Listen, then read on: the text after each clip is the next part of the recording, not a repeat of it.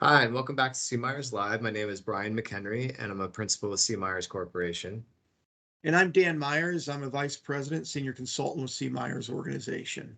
Today, kind of a little bit of a reversal for us. I'm usually being interviewed, but I have the pleasure of interviewing Brian today on strategic people planning. And Brian, you've been doing a lot of work in this area. I think you recently gave a speech and you're getting some questions on this. So tell us why an organization should develop a strategic people plan. Yeah, it's a good question, and we have been getting a lot of questions on this. And the reason why is what we're hearing from a lot of CEOs out there is that the outside world is moving faster than they are, and they want to change that. And certainly when you think about what's happening in the outside world, inflation and war in Ukraine and cryptocurrency and of course the list goes on and on and on, there is certainly a lot of change occurring. Underpinning all of that in all those changes is also what's happening with talent. And talent's really directly related to an organization's ability to take advantage of opportunities and mitigate risks. So this is where the strategic people planning piece is coming in, because organizations are looking at it and saying, well, we know we want to keep getting better. We know the world is moving faster, so we need to be more strategic about our approach to our people. You can also think of this as executive succession planning. That's another way that organizations will describe it. The other reason we think this is important is because it's all part of continuous business model optimization. So we, again, going back to, let's take a more strategic approach when we look at our people. So some of the big reasons why more organizations are focusing on this and asking questions about how they can get better at it. All right. So how does an organization approach this? What does that look like?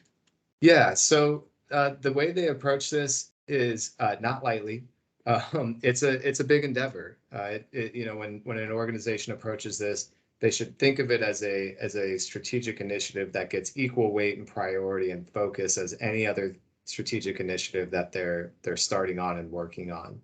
One thing I'll say is, how do they get started? Let me talk about a way not to get started. A lot of times when organizations start looking at their strategic people plans, they go right to their org chart first. And they look at it and it's messy. They're like, it's built for an organization maybe half our size. Or it's been Frankenstein together as new needs and initiatives and focus have come together and they've had to create roles, or they've had transitions. So it just got really messy and it's not clear. So they'll start by saying, oh, well, we can take care of this. Let's just clean it up, make it easier to understand. One of the things that does is it limits their thinking, because they are thinking about the org chart as it has been and the people as they are right now. And so what we would say is, rather than going there, how do you do this? Step back and think about your direction and imagine what could be if you didn't have the burden of what has been. And what if we were building the organization from scratch? What would we do on the leadership structure? What would we position it for? What would we want to be able to accomplish?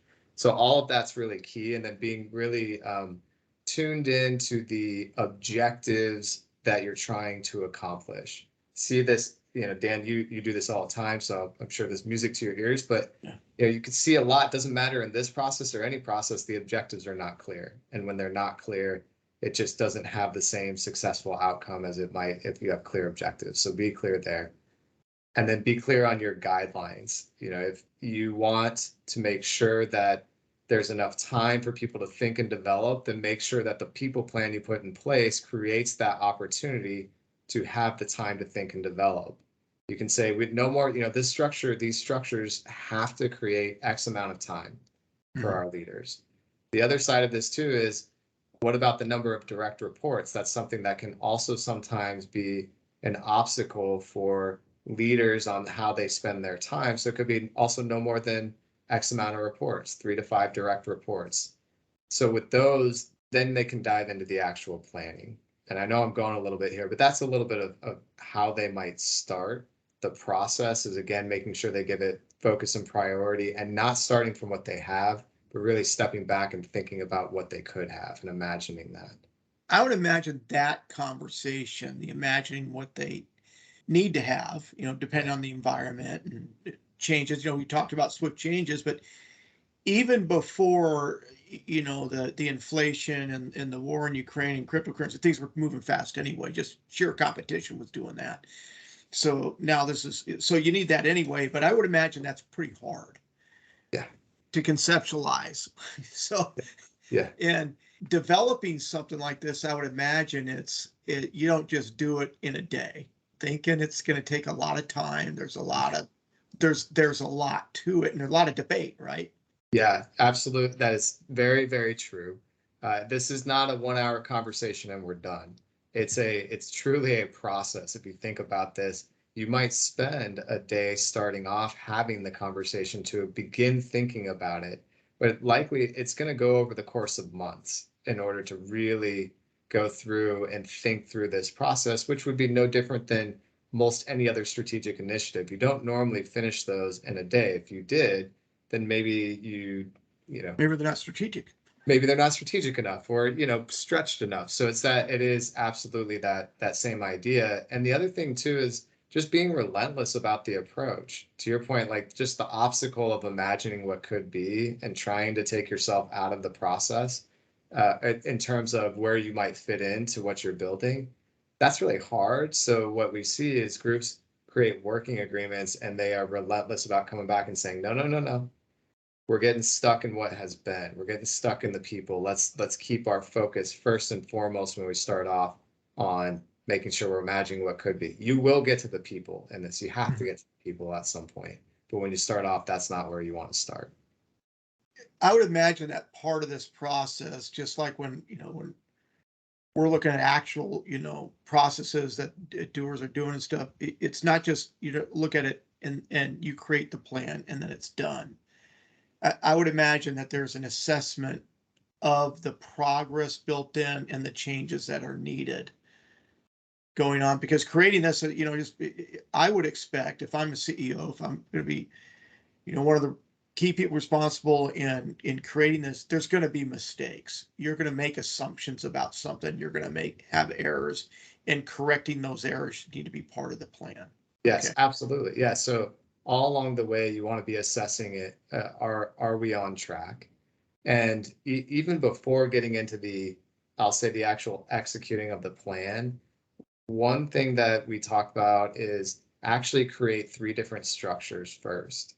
Okay. And do that because it helps stretch your thinking and it helps you be more creative about what could help us accomplish the objectives and fit within the guidelines. Then ultimately you pick one and that's the one you start moving on.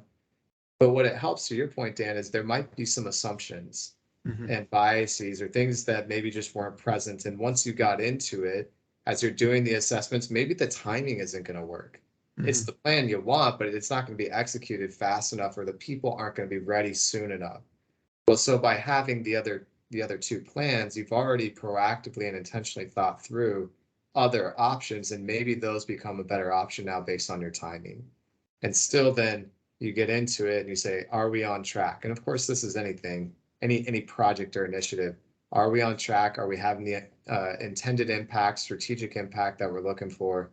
And with people, a little different than if you were working on improving a process. With people, it's especially important because people are not just black and white. There's a whole lot of gray. So are they moving the direction? Are you seeing the strengths building, closing the gaps? All of that is part of the process. So on this, Brian, what is more difficult? And I know I might get well, it depends answer. I get it. Yeah. So just elaborate if you can. What's more difficult is the creation of the plan, or the 3 different scenarios, so to speak, or is it the execution? Yeah, it is, and it depends. It depends, but I will elaborate. So I'll say each have their unique challenges when it Yeah. comes to what makes them difficult.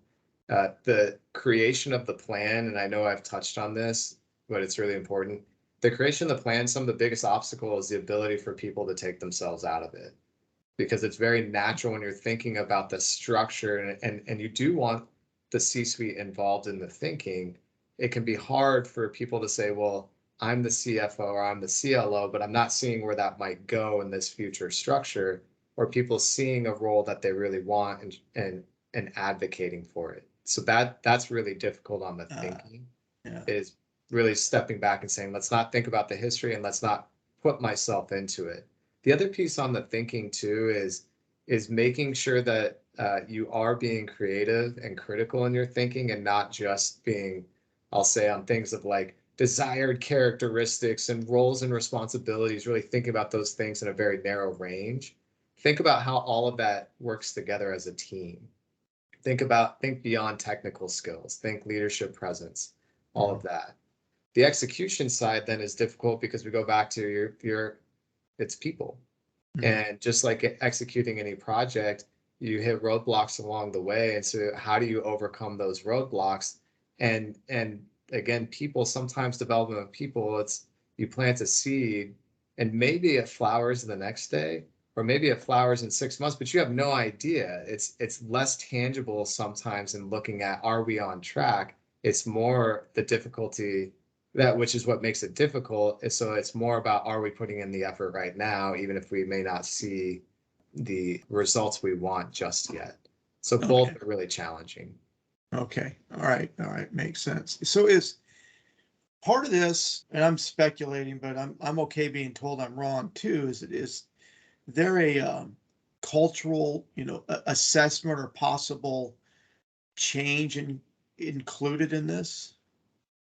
Yeah, it's a good question. And there, I'll answer the latter part of your question first. Just from changing the structure, because you might be realigning departments and people and the way that you want the organization to work together, there will be cultural change. That's just going to be Okay. part of this process. And because you might have departments now reporting up to different folks, and that person is a different type of leader.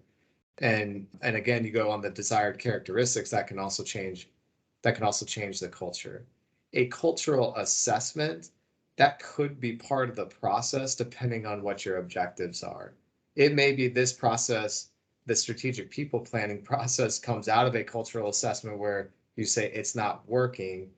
That assessment's not necessarily a requirement to do this process. It may just be included in the process. It may just happen as a natural part of the process, depending on what you're looking for. And then Dan, I thought of one other thing. I want to go back to your question on the challenge. I'll say in all of this, what, execution versus planning is having enough time. That's a huge piece of this, is how do you create more time?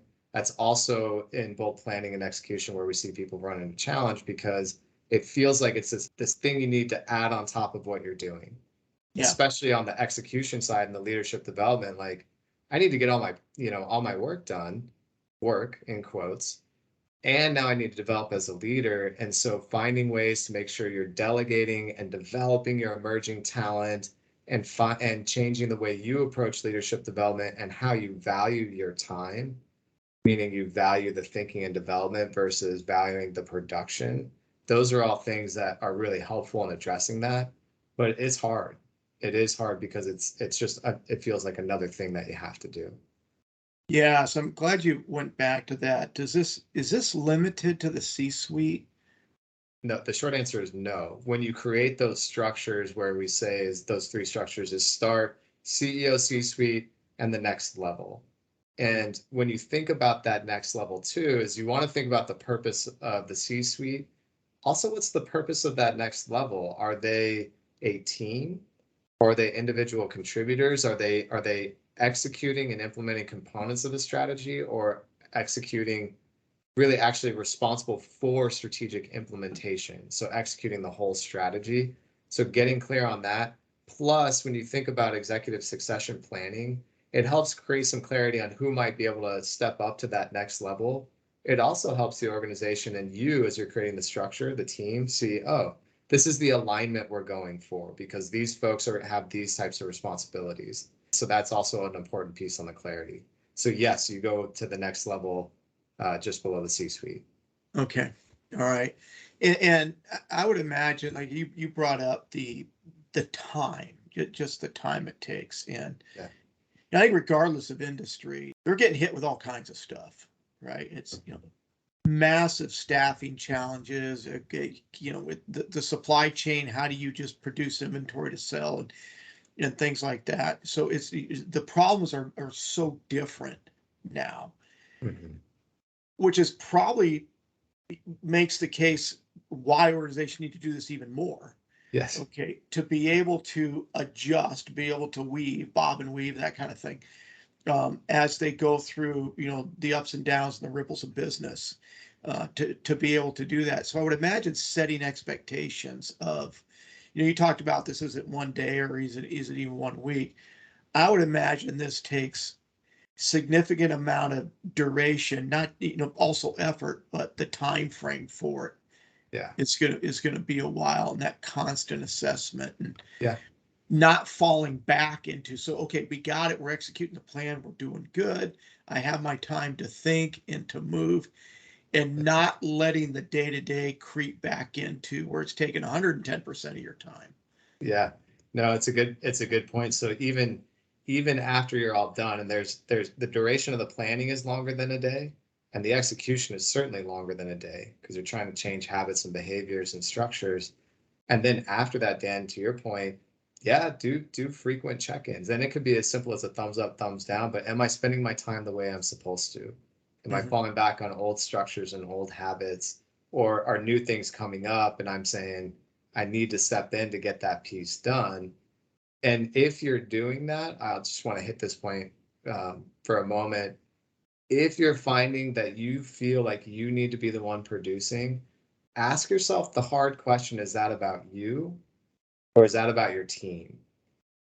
Meaning, are you the one that's feeling like you have to control because that's just the way you are? Or do you not trust your team to be able to execute? And depending on the answer, then make a tough decision about what it is. And that's part of that ongoing assessment that you're talking about, Dan, is even once this is all done, you say, yep, plan's implemented, we feel good about where we are. You don't stop and then say, we never think about it again. You're constantly thinking about it.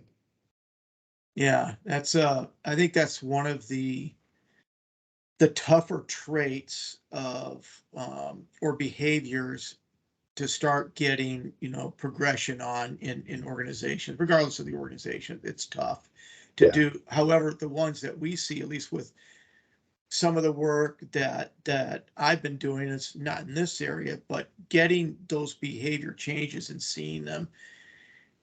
When you get on a video call with them, you see them in person, you see the light in their face and their eyes, and they're happy because, hey, this Yeah. is working. you Yeah. know, Yeah. this Yeah. this is working.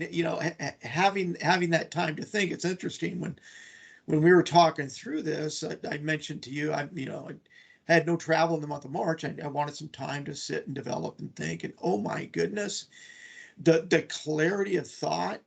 And now we're moving on. We can actually help our clients more now as a result of that. So building that in Yeah. is good to do. It wasn't easy to get there. It took time to develop it, Yeah. right? Yeah. Right. It wasn't easy to get there, but the fruit that it's creating is just enormous. So Yeah. what's some of the more what makes this process more successful? Yeah. So some of this is going to sound familiar and I'm going to hit it again. One is just being committed. That's the number one thing that Okay. makes this process successful is be committed to it.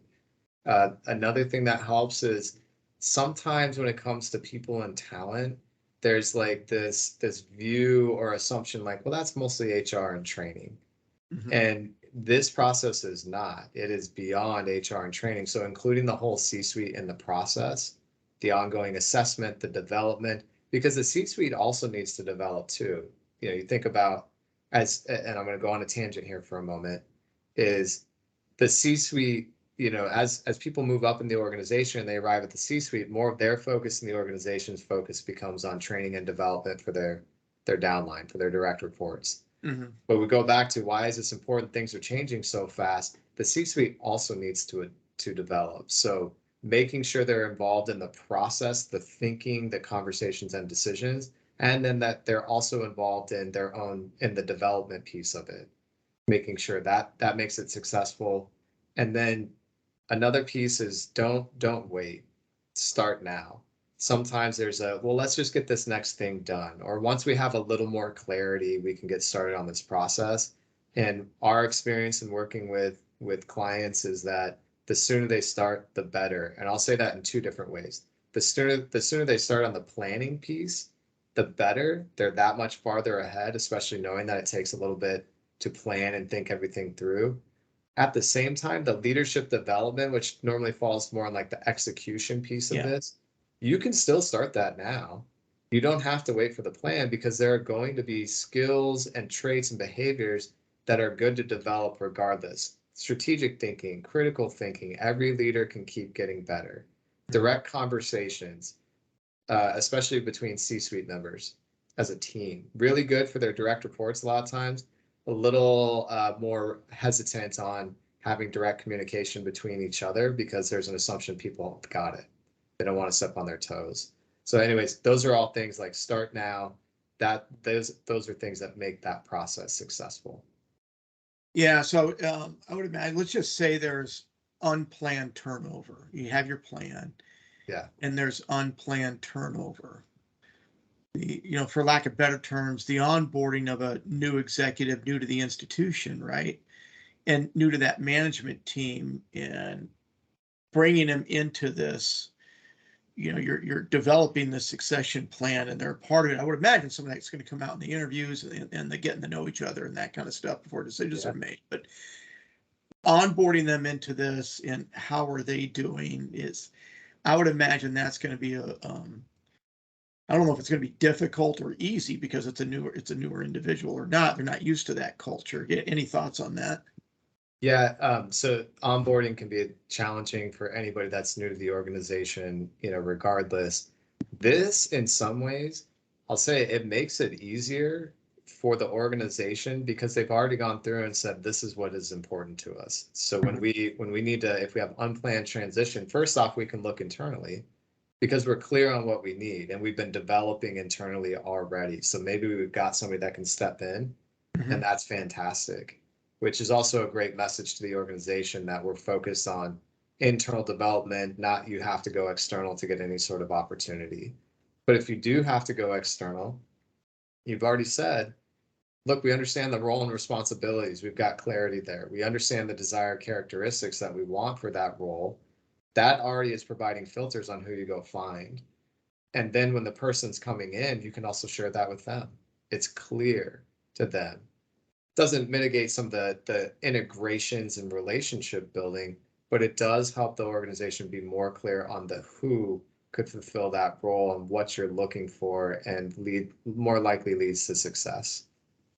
Oh, okay, good. Well, I know this conversation has helped me quite a bit, and Yeah.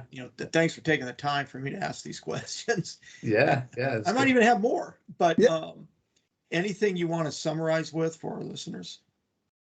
A couple things. Just go back to the why. That's important. Just keep remembering why and how important talent is. And no matter how much technology and automation you put in place, people still matter and are at the core of what you do. And so being strategic in your approach is really important. And then I'll hit on the piece we just hit on is start now. Okay. Well, hey, thanks again, Brian. Really appreciate it.